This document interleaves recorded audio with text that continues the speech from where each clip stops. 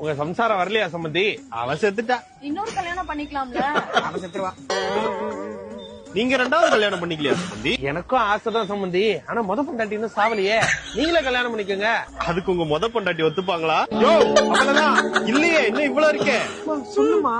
ஆமாப்பா, இன்னும் அதுலதான் அவ்வளவு இருக்கே. யோ என் கல்யாணத்தை பத்தி பேசுங்கயா. என் பொண்ணை நல்லா பாத்துக்கிற அளவுக்கு உன் பையன் ஒன்னும் சம்பாதிக்கல. என் பையன் சம்பாதிக்கிற அளவுக்கு உன் பொண்ணு ஒன்னும் நல்லா இல்லையா? அப்புறம் எதுக்கு உன் பையன் என் பொண்ணை லவ் பண்ணா?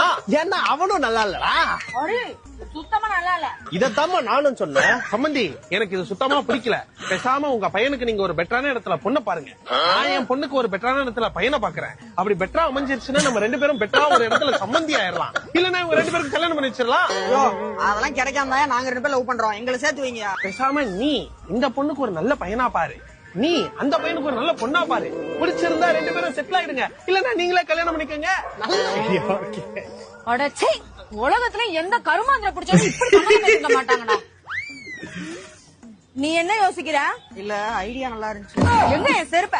ஏய் அப்புறம் ஓடு ஏன் சோடுங்கடா. நீ ஏன்டா உட்கார்ந்திருக்க? நீ ஏன் படா.